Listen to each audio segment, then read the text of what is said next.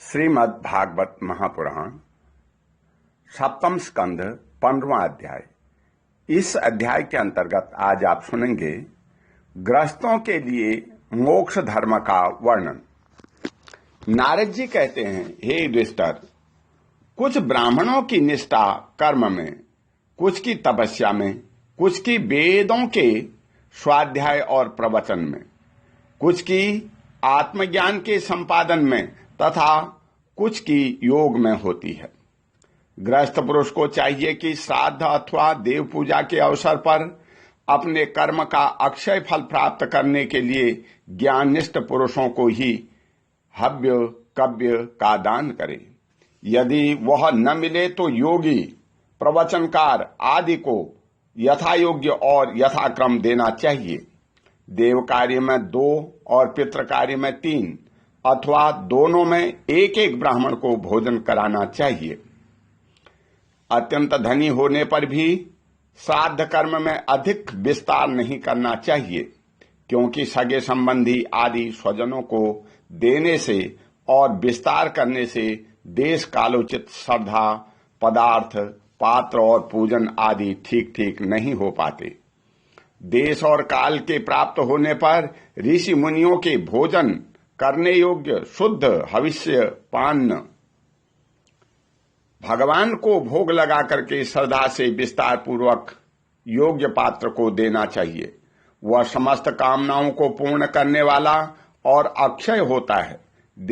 यदि देवता, ऋषि, पितर, अन्य प्राणी, स्वजन और अपने आप को भी अन्न का विभाजन करने के समय परमात्मा स्वरूप ही देखें। धर्म का मर्म जानने वाला पुरुष श्राद्ध में मांस का अर्पण न करे और न स्वयं ही उसे खाए, क्योंकि पितरों को ऋषि मुनियों के योग्य हविष्यान्न से जैसी प्रसन्नता होती है वैसी पशु हिंसा से नहीं होती। जो लोग सद्धर्म पालन की अभिलाषा रखते हैं उनके लिए इससे बढ़कर और कोई धर्म नहीं है कि किसी भी प्राणी को मन, वाणी और शरीर से किसी प्रकार का कष्ट न दिया जाए। इसी से कोई यज्ञ तत्व को जानने वाले ज्ञानी ज्ञान के द्वारा प्रज्वलित आत्म संयम रूप अग्नि में इन कर्ममय यज्ञों का हवन कर देते हैं और बाह्य कर्म कलापों से उपरत हो जाते हैं। जब कोई इन हव्य द्रव्यमय यज्ञों से यजन करना चाहता है तब सभी प्राणी डर जाते हैं। वे सोचने लगते हैं कि यह अपने प्राणों का पोषण करने वाला निर्दयी मूर्ख मुझे अवश्य मार डालेगा। इसलिए धर्मज्ञ मनुष्य को यही उचित है कि प्रतिदिन प्रारब्ध के द्वारा प्राप्त सुनियोचित हविष्यान्न से ही अपने नित्य और नैमित्तिक कर्म करे तथा उसी से सर्वदा संतुष्ट रहे। अधर्म की 5 शाखाएं हैं: विधर्म, परधर्म, आभास, उपमा और छल। धर्मज्ञ पुरुष अधर्म के समान ही इनका भी त्याग कर दे। जिस कार्य को धर्म बुद्धि से करने पर भी अपने धर्म में बाधा पड़े वह विधर्म है। किसी अन्य के द्वारा अन्य पुरुष के लिए उपदेश किया हुआ धर्म परधर्म है। पाखंड या दंभ का नाम उपधर्म अथवा उपमा है। शास्त्र के वचनों का दूसरे प्रकार का अर्थ कर लेना छल है। मनुष्य अपने आशय के आसम के विपरीत स्वेच्छा से जिसे धर्म मान लेता है वह आभास है। अपने अपने स्वभाव के अनुकूल जो वर्णाश्रमोचित धर्म है वे भला किसी शांति नहीं देते। धर्मात्मा पुरुष निर्धन होने पर भी धर्म के लिए अथवा शरीर निर्वाह के लिए धन प्राप्त करने की चेष्टा न करे, क्योंकि जैसे बिना किसी प्रकार की चेष्टा किए अजगर की जीविका चलती ही है, वैसे ही निवृत्तिपरायण पुरुष की निवृत्ति ही उसकी जीविका का निर्वाह कर देती है। जो सुख अपनी आत्मा में रमण करने वाले निष्क्रिय संतोषी पुरुष को मिलता है वह उस मनुष्य को भला कैसे मिल सकता है जो कामना और लोभ से धन के लिए हाय हाय करता हुआ इधर उधर दौड़ता फिरता है। जैसे पैरों के जूता पहनकर चलने वाले को कंकड़ और कांटों से कोई डर नहीं होता, वैसे ही जिसके मन में संतोष है उसके लिए सर्वदा और सब कहीं सुख ही सुख है, दुख है ही नहीं। हे दुष्टर, न जाने क्यों मनुष्य केवल जल मात्र से ही संतुष्ट रहकर अपने जीवन का निर्वाह नहीं कर लेता, अपितु रसेंद्रिय और जननेन्द्रिय के फेर में पढ़कर वह बेचारा घर की चौकसी करने वाले कुत्ते के समान हो जाता है। जो ब्राह्मण संतोषी नहीं है, इंद्रियों की लोलुपता के कारण उसके तेज, विद्या, तपस्या और यश क्षीण हो जाते हैं और वह विवेक भी खो बैठता है। भूख और प्यास मिट जाने पर खाने पीने के कामना का अंत हो जाता है। क्रोध भी अपना काम पूरा करके शांत हो जाता है। परंतु यदि मनुष्य पृथ्वी की समस्त दिशाओं को जीत ले और भोग ले, तब भी लोभ का अंत नहीं होता। अनेक विषयों के ज्ञाता शंकाओं का समाधान करके चित्त में शास्त्रोक्त अर्थ को बैठा देने वाले और विद्वत सभाओं के सभापति बड़े बड़े विद्वान भी असंतोष के कारण गिर जाते हैं। हे धर्मराज, संकल्पों के परित्याग से काम को, कामनाओं के त्याग से क्रोध को संसारी लोग जिसे अर्थ कहते हैं उसे अनर्थ समझकर लोभ को और तत्व के विस्तार से भय को जीत लेना चाहिए। आध्यात्म विद्या से शोक और मोह पर, संतों की उपासना से दंभ पर, मौन के द्वारा योग के विघ्नों पर और शरीर प्राण आदि को निश्चेष्ट करके हिंसा पर विजय प्राप्त करनी चाहिए। आदि भौतिक दुख को दया के द्वारा, आदि दैविक वेदना को समाधि के द्वारा और आध्यात्मिक दुख को योग बल से एवं निद्रा को सात्विक भोजन, स्थान, संग आदि के सेवन से जीत लेना चाहिए। सत्वगुण के द्वारा रजोगुण और तमोगुण और उपरति के द्वारा सत्वगुण पर विजय प्राप्त करनी चाहिए। श्री गुरुदेव की भक्ति के द्वारा साधक इन सभी दोषों पर सुगमता से विजय प्राप्त कर सकता है। हृदय में ज्ञान का दीपक जलाने वाले गुरुदेव साक्षात भगवान ही हैं।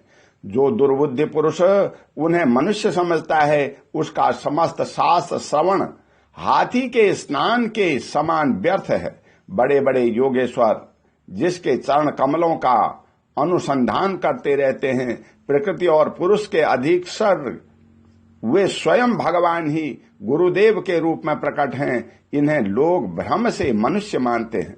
शास्त्रों में जितने भी नियम संबंधी आदेश हैं, उनका एकमात्र तात्पर्य यही है कि काम, क्रोध, लोभ, मोह, मद और मत्सर इन 6 शत्रुओं पर विजय प्राप्त कर ली जाए, अथवा 5 इंद्रिय और मन ये 6 बस में हो जाएं।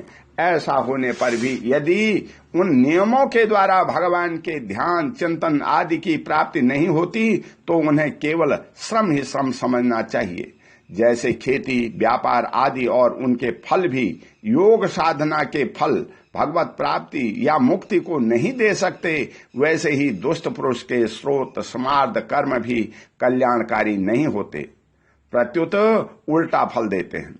जो पुरुष अपने मन पर विजय प्राप्त करने के लिए उद्यत हो, वह आसक्ति और परिग्रह का त्याग करके संन्यास ग्रहण करे, एकांत में अकेला ही रहे और भिक्षावृत्ति से शरीर निर्वाह मात्र के लिए स्वल्प और परिमित भोजन करे।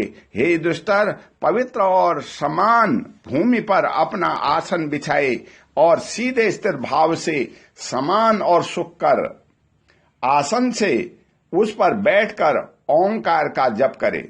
जब तक मन संकल्प विकल्पों को छोड़ न दे, तब तक नासिका के अग्रभाग पर दृष्टि जमाकर पूरा कुंभक और रेचक द्वारा प्राण तथा अपान की गति को रोके।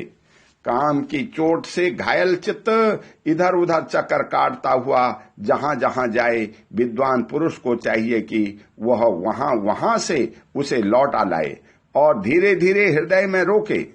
जब साधक निरंतर इस प्रकार का अभ्यास करता है, तब ईंधन के बिना जैसे अग्नि बुझ जाती है, वैसे ही थोड़े समय में उसका चित्त शांत हो जाता है। इस प्रकार जब काम वासनाएं चोट करना बंद कर देती हैं और समस्त वृत्तियां अत्यंत शांत हो जाती हैं, तब चित्त ब्रह्मानंद के स्पर्श में मग्न हो जाता है और फिर उसका कभी उत्थान नहीं होता। जो सन्यासी पहले तो धर्म, अर्थ और काम के मूल कारण गृहस्थाश्रम का परित्याग कर देता है और फिर उन्हीं का सेवन करने लगता है, वह निर्लज्ज, अपने उगले हुए को खाने वाला कुत्ता ही है।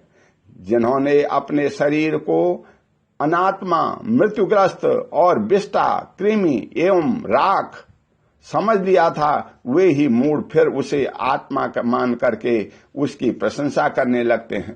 कर्म त्यागी ग्रस्त, व्रत त्यागी ब्रह्मचारी, गांव में रहने वाला तपस्वी और इंद्रिय लोलुप सन्यासी, ये चारों आश्रम के कलंक हैं और व्यर्थ ही आश्रमों का ढोंग करते हैं। भगवान की माया से विमोहित उन मूढ़ों पर तरस खाकर उनकी उपेक्षा कर देनी चाहिए। आत्मज्ञान के द्वारा जिसकी सारी वासनाएं निर्मूल हो गई हैं और जिसने अपने आत्मा को परब्रह्म स्वरूप जान लिया है, वह किस विषय की इच्छा और किस भोक्ता की तृप्ति के लिए इंद्रिय लोलुप होकर के अपने शरीर का पोषण करेगा। उपनिषदों में कहा गया है कि शरीर रथ है, इंद्रियां घोड़े हैं, इंद्रियों का स्वामी मन लगाम है, शब्दादि विषय मार्ग हैं, बुद्धि सारथी है, चित्त ही भगवान के द्वारा निर्मित बांधने की विशाल रस्सी है, 10 प्राण धुरी हैं, धर्म और अधर्म पहिए हैं और इनका अभिमानी जीव रथी कहा गया है। ओंकार ही उस रथ का धनुष है। शुद्ध जीवात्मा बाण और परमात्मा लक्ष्य है। इस ओंकार के द्वारा अंतरात्मा को परमात्मा में लीन कर लेना चाहिए। राग, द्वेष, लोभ, शोक, मोह, भय, मद, मान, अपमान, दूसरे के गुणों में दोष निकालना, छल, हिंसा, दूसरे की उन्नति देखकर जलना, तृष्णा, प्रसाद, भूख और नींद, ये सब और ऐसे ही जीवों के और भी बहुत से शत्रु हैं जिनमें रजोगुण और तमोगुण प्रधान वृत्तियां अधिक हैं। कहीं कहीं कोई सत्वगुण संपन्न ही होता है। यह मनुष्य शरीर रूप रथ जब तक अपने बस में है और इसके इंद्रिय, मन आदि सारे साधन अच्छी दशा में विद्यमान हैं, तभी तक श्री गुरुदेव के चरण कमलों की सेवा पूजा में शान धराई हुई ज्ञान की तीखी तलवार लेकर के भगवान के आश्रम से इन शत्रुओं का नाश करके अपने स्वराज्य सिंहासन पर विराजमान हो जाए और फिर अत्यंत शांत भाव से इस शरीर का भी परित्याग कर दे। नहीं तो तनिक भी प्रमाद हो जाने पर ये इंद्रिय रूप दुष्ट घोड़े और उनके मित्रता रखने वाला बुद्धि रूप सारथी रथ के स्वामी जीव को उल्टे रास्ते से जाकर के विषय रूपी लुटेरों के हाथों में डाल देंगे। वे डाकू सारथी और घोड़ों के सहित इस जीव को मृत्यु से अत्यंत भयावने घोर अंधकारमय संसार के कुएं में गिरा देंगे। वैदिक कर्म हो 2 प्रकार के हैं। एक तो वे जो वृत्तियों को उनके विषयों की ओर ले जाते हैं, प्रवृत्तिक परक, और दूसरे वे जो वृत्तियों को उनके विषयों की ओर से लौटा करके शांत एवं आत्म साक्षात्कार के योग्य बना देते हैं। निवृत्ति परक, प्रवृत्ति परक कर्म मार्ग से बार बार जन्म मृत्यु की प्राप्ति होती है और निवृत्ति परक भक्ति मार्ग या ज्ञान मार्ग के द्वारा परमात्मा की प्राप्ति होती है। शयन यागादि सिंहामयी हिंसामय कर्म, अग्निहोत्र, दर्श, पूर्णमास, चातुर्मास, पशु याग, सोमयाग, वैश्वदेव, बलिहरण आदि द्रव्यमय कर्म ईष्ट कहलाते हैं और देवालय, बगीचा, कुआं आदि बनवाना तथा प्याऊ आदि लगाना पूर्व कर्म है। ये सभी प्रवृत्ति परक कर्म हैं और सकाम भाव से युक्त होने पर अशांति के ही कारण बनते हैं। प्रवृत्ति परायण पुरुष मरने पर चरु पुरोडास आदि यज्ञ संबंधी द्रव्यों से सूक्ष्म विभाग से बना हुआ शरीर धारण कर भूमाभिमानी देवताओं के पास जाता है। फिर कर्मशः रात्रि कृष्ण पक्ष और दक्षिणायन के अभिमानी देवताओं के पास जाकर के चंद्रलोक में पहुंचता है। वहां से भोग समाप्त होने पर अमावास्या के चंद्रमा के समान क्षीण होकर के दृष्टि द्वारा क्रमशः औषधि लता अन्न और वीर्य के रूप में परिणत होकर के पितृयान मार्ग से पुनः संसार में ही जन्म लेता है। हे युधिष्ठिर, गर्भाधान से लेकर अंत्येष्टि पर्यंत संपूर्ण संस्कार जिनके होते हैं उनको द्विज कहते हैं। इनमें से कुछ को पूर्वोक्त प्रवृत्ति मार्ग का अनुष्ठान करते हैं और कुछ आगे कहे जाने वाले निवृत्ति मार्ग का। निवृत्ति परायण पुरुष इष्ट पूर्त आदि कर्मों से होने वाले समस्त यज्ञों को विषयों का ज्ञान कराने वाले इंद्रियों में हवन कर देता है। इंद्रियों को दर्शनादि संकल्प रूप मन में, वैकारिक मन को परावाणी में और परावाणी को वर्ण समुदाय में, वर्ण समुदाय को अ उ म इन तीन स्वरों के रूप में रहने वाले ओंकार में, ओंकार को बिंदु में, बिंदु को नाद में, नाद को सूक्ष्म आत्मा के रूप में तथा प्राण को ब्रह्म में लीन कर लेता है। वह निवृत्ति निष्ठ ज्ञानी क्रमशः अग्नि, सूर्य, दिन, सायंकाल, शुक्ल पक्ष, पूर्णमासी और उत्तरायण के अभिमानी देवताओं के पास जाकर ब्रह्मलोक में पहुंचता है और वहां के भोग समाप्त होने पर वह स्थूल पार्थिक विश्व अपनी स्थूल उपाधि को सूक्ष्म में लीन करके सूक्ष्मोपाधिक तेजस हो जाता है। फिर सूक्ष्म उपाधियों को कारण में लय करके कारणोपाधिक प्राज्ञ रूप में स्थित होता है। फिर सबके साक्षी रूप में सर्वत्र अनुगत होने के कारण साक्षी के ही रूप में कारणोपाधि का लय करके तुरीय रूप में स्थित होता है। इस प्रकार दृश्यों का लय हो जाने पर वह शुद्ध आत्मा रह जाता है। यही मोक्ष पद है। इसे देवयान मार्ग कहते हैं।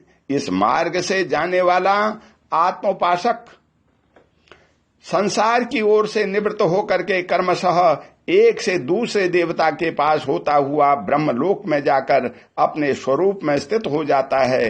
वह प्रवृत्ति मार्ग के समान फिर जन्म मृत्यु के चक्करों में नहीं पड़ता। ये पितृयान और देवयान दोनों ही वेदोक्त मार्ग हैं।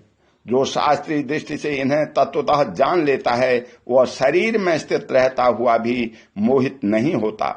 पैदा होने वाले शरीर के पहले भी कारण रूप से और इनका अंत हो जाने पर भी उनकी अवधि रूप से जो स्वयं विद्यमान रहता है, जो भोग रूप से बाहर और भोक्ता रूप से भीतर है तथा ऊंच और नीच, जानना और जानने का विषय, वाणी और वाणी का विषय, अंधकार और प्रकाश आदि वस्तुओं के रूप में जो कुछ भी उपलब्ध होता है वह सब स्वयं वह तत्ववेता ही है। इसी से मोह उसका स्पर्श नहीं कर सकता। दर्पण आदि में दिख पड़ने वाला प्रतिबिंब विचार और युक्ति से बाधित है। उसका उसमें अस्तित्व है नहीं, फिर भी वस्तु के रूप में तो वह दिखता ही है।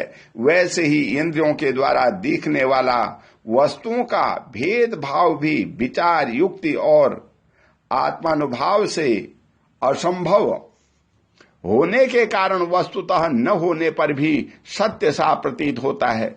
पृथ्वी आदि पंचभूतों में इस शरीर का निर्माण नहीं होता है। वास्तविक दृष्टि से देखा जाए तो न तो यह उन पंचभूतों का संघात है और न विकार का परिणाम ही, क्योंकि यह अपने अवयवों से न तो पृथक है और न उनमें अनुगत ही है, अतएव मिथ्या है। इसी प्रकार शरीर के कारण रूप पंचभूत भी अवश्य होने के कारण अपने अवयवों सूक्ष्म भूतों में भिन्न नहीं हैं, अवयव रूप ही हैं। जब बहुत खोजबीन करने पर भी अवयवों के अतिरिक्त अवयवी का अस्तित्व नहीं मिलता, वह असत ही सिद्ध होता है, तब अपने आप ही यह सिद्ध हो जाता है कि ये अवयव भी असत्य ही हैं। जब तक अज्ञान के कारण यह नहीं परम तत्व में अपने वस्तुओं के भेद मालूम पड़ते रहते हैं, तब तक यह भ्रम भी रह सकता है कि जो वस्तुएं पहले थी वे अब भी हैं, और स्वप्न में भी जिस प्रकार जागृत स्वप्न आदि अवस्थाओं के अलग अलग अनुभव होते ही हैं तथा उसमें भी विधि विशेष के शास्त्र रहते हैं, वैसे ही जब तक इस भिन्नताओं के अस्तित्व का मोह बना हुआ है, तब तक यहाँ भी विधि निषेध से शास्त्र ही है। जो विचारशील पुरुष स्वानुभूति से आत्मा के विविध अद्वैत का साक्षात्कार करते हैं, वे जागृत स्वप्न सुषुप्ति और दृष्टा दर्शन तथा शब्द के भेद रूप स्वप्न को मिटा देते हैं। वे अद्वैत तीन प्रकार के हैं, भाव अद्वैत, क्रियाद्वैत और द्रव्याद्वैत। जैसे वस्त्र सूत रूप ही होता है, वैसे ही कार्य भी कारण मात्र ही है, क्योंकि भेद तो तत्व वास्तव में है। इस प्रकार सबकी एकता का विचार भावाद्वैत है। हे युधिष्ठिर, मन, वाणी और शरीर से होने वाले सब कर्म स्वयं परब्रह्म परमात्मा में ही होते हैं। इसी से अध्ययन है, इसी को में अध्यस्त है। इस भाव से समस्त कर्मों को समर्पित कर देना क्रियाद्वैत है। स्त्री पुत्र आदि सगे संबंधी एवं संसार के अन्य समस्त प्राणियों के तथा अपने सामर्थ्य और भोग एक ही हैं। इनमें अपने और पराये का भेद नहीं है। इस प्रकार का विचार द्रव्याद्वैत है। हे युधिष्ठिर, जिस पुरुष के लिए जिस द्रव्य को जिस समय जिस उपाय से जिससे ग्रहण करना शास्त्राज्ञा के विरुद्ध न हो, उसे उसी ने अपने सब कार्य संपन्न करने चाहिए। आपत्तिकाल को छोड़ करके इससे अन्यथा नहीं करना चाहिए। महाराज, भगवत भक्त मनुष्य वेद में कहे हुए इन कर्म में तथा अन्यान्य स्वकर्मों के अनुष्ठान में घर में रहते हुए भी श्री कृष्ण की गति को प्राप्त करता है। हे युधिष्ठिर, जैसे तुम अपने स्वामी भगवान श्री कृष्ण की कृपा और सहायता से बड़ी बड़ी कठिन विपत्तियों में से पार हो गए हो और इन्हीं के चरण कमलों की सेवा में समस्त भूमंडल को जीत करके उसने बड़े बड़े राजसूय आदि यज्ञ किए हैं। पूर्व जन्म में इनके पहले के महाकल्प में मैं एक गंधर्व था। मेरा नाम था उपबृहण और गंधर्वों में मेरा बड़ा सम्मान था। मेरी सुंदरता, सुकुमारता और मधुरता अपूर्व थी। मेरे शरीर में से सुगंधि निकला करती थी और देखने में भी बहुत कुछ लगता था। स्त्रियां मुझसे बहुत प्रेम करती और मैं सदा प्रमाद में ही रहता। मैं अत्यंत विलासी था। एक बार देवताओं के यहाँ ज्ञान सत्र हुआ। उसमें बड़े बड़े प्रजापति आए थे। भगवान की लीला का गान करने के लिए उन लोगों ने गंधर्व और अप्सराओं को बुलाया। मैं जानता था कि यह संतों का समाज है और वहां भगवान की लीला का ही गान होता है। फिर भी ये स्त्रियों के साथ लौकिक गीतों का गान करता हुआ उन्मत्त की तरह यहाँ आ पहुंचा। देवताओं ने देखा कि यह तो हम लोगों का अनादर कर रहा है। उन्होंने अपनी शांति से मुझे शाप दे दिया कि तुमने हम लोगों की अवहेलना की है। इस यज्ञ इसलिए तुम्हारी सारी सौंदर्य संपत्ति नष्ट हो जाए और तुम शीघ्र ही शूद्र हो जाओ। इसके शाप से मैं दासी का पुत्र हुआ, किंतु उस शूद्र जीव में किए हुए महात्माओं के सत्संग और सेवा शुश्रूषा के प्रवचन से ही मैं दूसरे जन्म में विद्या ब्रह्मा जी का पुत्र हुआ।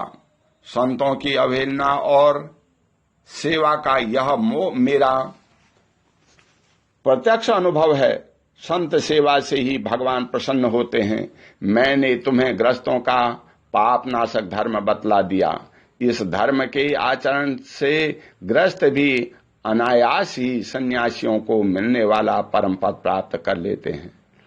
हे युधिष्ठिर, इस मनुष्य लोक में तुम लोगों के प्रारब्ध अत्यंत प्रशंसनीय हैं, क्योंकि तुम्हारे घरों में साक्षात परमात्मा मनुष्य का रूप धारण करके गुप्त रूप से निवास करते हैं। इसी से सारे संसार को पवित्र कर देने वाले ऋषि मुनि बार बार उनका दर्शन करने के लिए चारों ओर से तुम्हारे पास आया करते हैं। बड़े बड़े महापुरुष निरंतर जिनको ढूंढते रहते हैं, जो माया के लेस से रहित परम शांत परमानंदु अनुभव स्वरूप पर ब्रह्म परमात्मा हैं, वे ही तुम्हारे हितैषी मैं मेरे भाई पूज्य आज्ञाकारी गुरु और स्वयं आत्मा श्री कृष्ण हैं। शंकर ब्रह्मा आदि भी अपनी सारी बुद्धि लगा करके यह है इस रूप में उनका वर्णन नहीं कर सके, फिर हम तो कर भी कैसे सकते हैं। हम मौन, भक्ति और संयम के द्वारा उनकी पूजा करते हैं। कृपया हमारी यह पूजा स्वीकार करके भगवत वत्सल भगवान हम पर प्रसन्न हों। श्री सुखदेव जी कहते हैं, हे परीक्षित, देवर्षि नारद का यह प्रवचन सुनकर के राजा युधिष्ठिर को अत्यंत आनंद हुआ। उन्होंने फिर प्रेम विह्वल होकर के देवर्षि नारद और भगवान श्री कृष्ण की पूजा की। देवर्षि नारद भगवान श्री कृष्ण और राजा युधिष्ठिर से विदा लेकर के और उनके द्वारा सत्कार पाकर चले गए। भगवान श्री कृष्ण की परब्रह्म है यह सुनकर के युधिष्ठिर के आश्चर्य की सीमा न रही। हे परीक्षित, इस प्रकार मैंने तुम्हें दक्ष पुत्रियों के वंशों का वर्णन अलग अलग सुनाया। इन्हीं के वंश से देवता, असुर, मनुष्य आदि और संपूर्ण चराचर की सृष्टि हुई है। ओम शांति। बोल श्री कृष्ण भगवान की जय।